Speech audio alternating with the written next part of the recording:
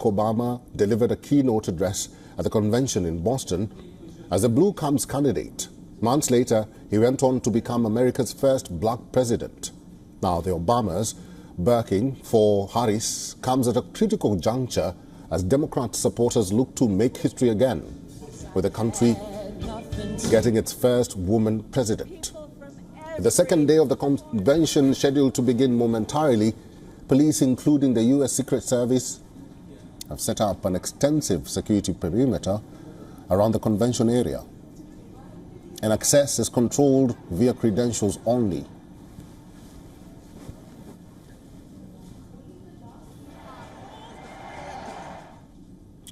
All right, let's talk more about this. VOA correspondent Kane Ferenbaugh is now joining us live from Chicago. Ferenbaugh, good to see you. It is widely anticipated that Barack Obama will speak at the second day of the convention.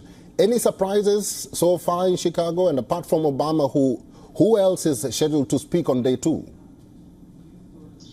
So it is former President Barack Obama, and this is an interesting moment because 20 years ago, President Obama, then candidate Obama, was at the time a rising politician here in Chicago. He was a state senator in this state, and he was running for the U.S. Senate. And this was the moment in which President Barack Obama himself, then as a candidate, was elevated to national prominence by giving a speech at the Democratic National Convention in 2004, and it is the place where he launched his career into the presidency. And so this is an opportunity for him to speak about his own legacy, to speak about his own background, to speak about his own moment. And it's also a way to bridge his moment to Kamala Harris's moment here at this convention. And so the themes of today's talk are going to sort of be connecting Barack Obama to Kamala Harris. And I think that people here are certainly enthusiastic. You know, the thousands of delegates that have descended here on Chicago are all animated by what's happening. And I think everybody's sort of eager to hear how this is all going to be a bridgeable moment.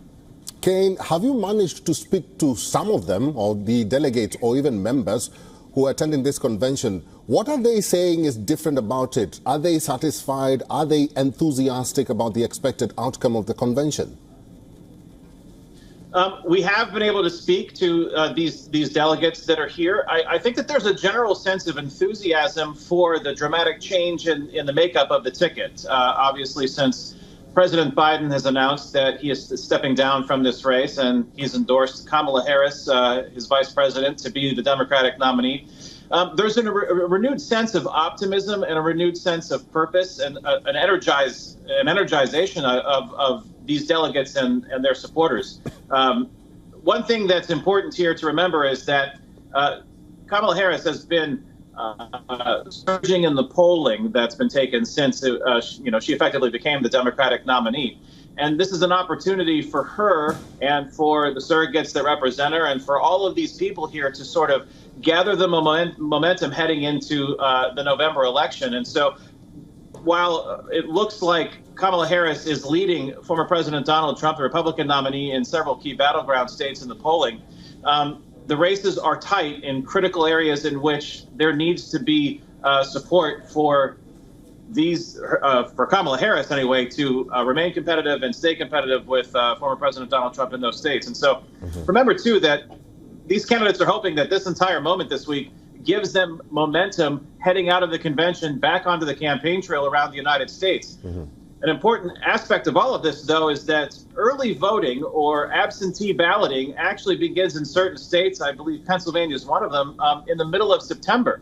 So while we're all looking to a November timeframe for casting a ballot actually on Election Day, many Americans will begin voting earlier than that. And so what happens here in this convention could easily translate into support and into a vote in a matter of weeks, not months.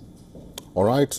Day two is just about to kickstart. I've been talking to VOA correspondent Kane Ferenbaugh. Kane, thank you. Thank you. For all the latest news, download the WION app and subscribe to our YouTube channel.